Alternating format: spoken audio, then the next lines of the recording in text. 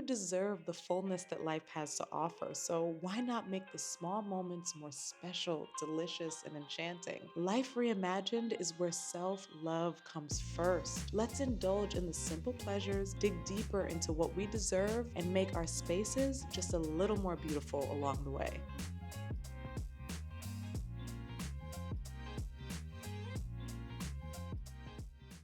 When it comes to the change of seasons, we talk a lot about entertaining, gift giving, making fancy cocktails, but I do feel that enough time isn't spent talking about seasonal depression and how real that is for so many of us, especially me.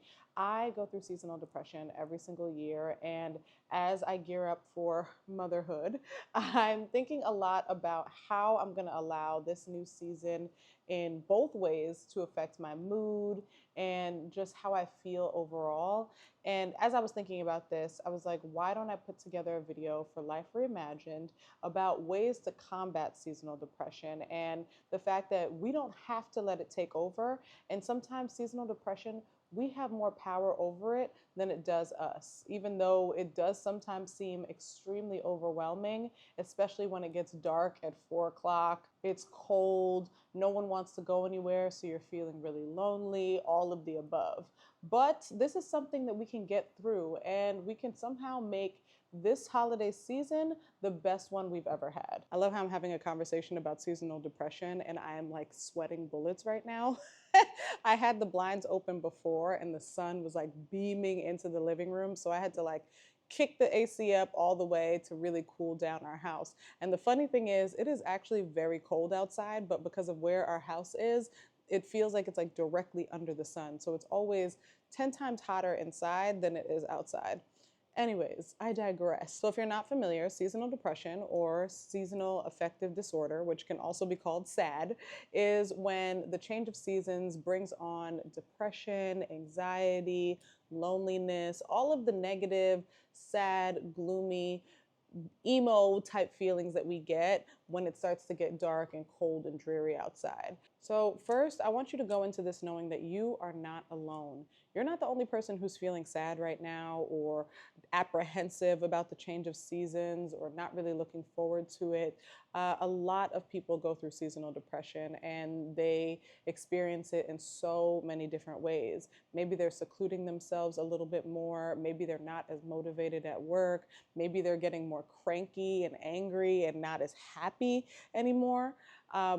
Seasonal depression really affects us all in different ways. And once you've acknowledged that you're not alone, I want you to know that you have power over your feelings and your emotions. I think a lot of times when it does come to depression and anxiety and feeling overwhelmed, we feel like we're powerless against these things.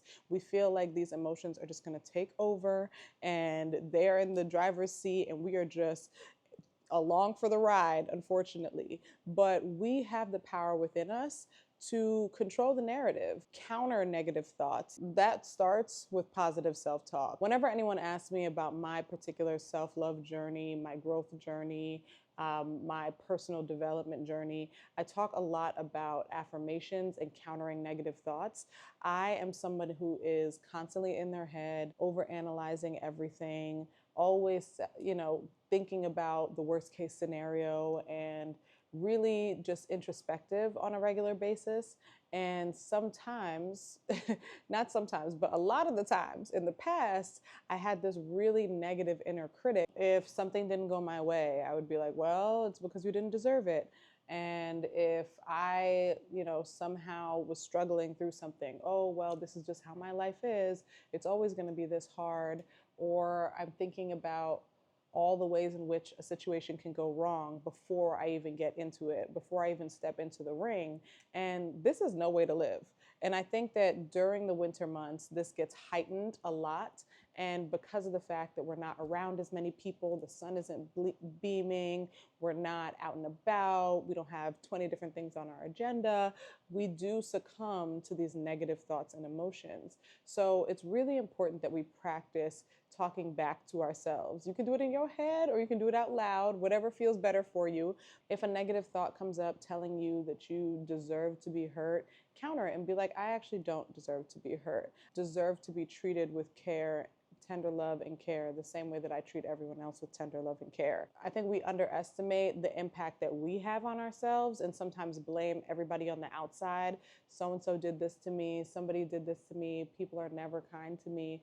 All of these bad things always happen to me, when a lot of it has to do with the way that we respond to things, the way that we're thinking on the inside, the way that we allow ourselves to feel. So this fall and winter season, I want you to try talking back to yourself, countering those negative thoughts, telling that inner critic that you actually are the shit and to stop messing with you and that you love yourself despite what that inner critic might be trying to tell you otherwise. I'm going to be honest and I'm going to be very realistic right now. Not everybody has it in them to counter negative thoughts easily, and sometimes you might need a little bit of help. And one thing that was helpful for me, especially in the early stages of my self-love journey and my positive self-talk journey, was writing down and reciting affirmations. For me, affirmations really paved the way. They were a great foundation for me when it came to building up that self-love muscle, that countering negative thoughts muscle, that being my biggest cheerleader muscle. When you recite affirmations to yourself, you're essentially training your mind to think more positively, to see the glass half full, to love yourself more, to pour into yourself more. And affirmations don't just always pop out of thin air. Sometimes we need a little bit of help. So I do want to share my card deck, Letters to Myself. Letters to Myself is something that I made out of necessity. It was a love letter to my own self-love journey and sharing something that was so helpful for me with anybody else who may need it. Sometimes we need a little help being built up, and it's not always that easy to just reach into our own pocket and pull out that positivity and that joy and that happiness that's always expected. So in the deck, we have various illustrations of different Black women in all different scenarios, complexions, all of the above. And we have various affirmations on the bottom. So each of these affirmations, I came up with them myself. I wrote them myself. This one says, I will praise my small wins because they are the gateway to big change. This one says, I forgive because I deserve to feel at peace. Another says, pleasure is unapologetically indulging in what it is I desire and brings me joy. The formula to joy and happiness has and always will be within me. It touches on so many different topics. It touches on joy, it touches on happiness, it touches on forgiveness, it touches on self-worth, compassion, all of the things that many of us struggle with.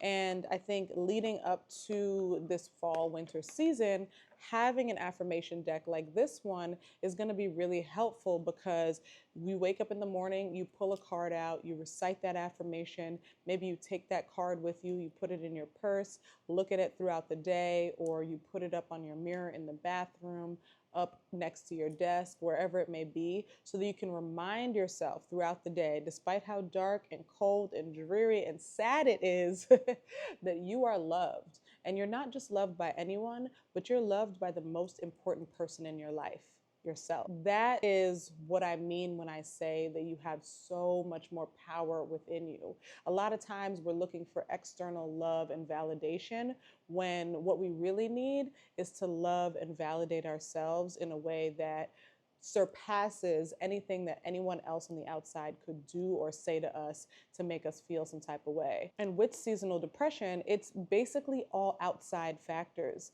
It's the environment, it's the temperature, it's the isolation, it's the stress, all of these things that are telling us that we should be down, we should be hurt. And I want you to know that you can fight back. My next tip on seasonal depression is acknowledging those feelings. We don't just have to fight back and repel them and push them away, but also sit with it. Why do you feel this way? Why are you thinking so negatively about yourself? What is it that you want? What is it that you feel that you're lacking right now? I think we work so hard to push away negative feelings and negative emotions and confrontation, and we look at it as such a terrible thing, when sometimes those moments of being uncomfortable, moments of discomfort, those are when we actually have the greatest revelations, when we really come into ourselves, because we're taking a deeper look at what is really the root of the issue or what it is that we actually need to change. So for me, throughout this season, I'm journaling a lot more because I want to like really write out my thoughts, see them on paper.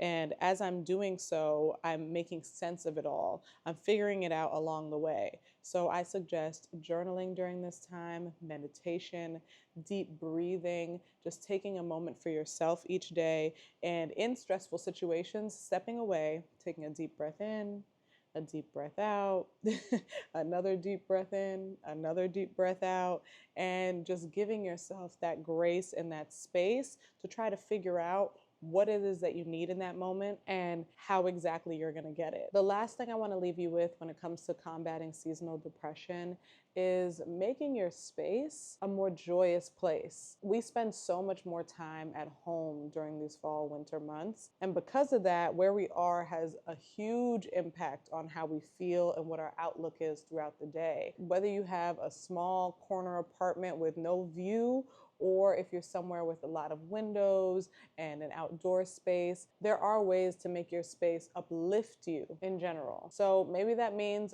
opening up the curtains. Not as much as me today because the sun was killing me.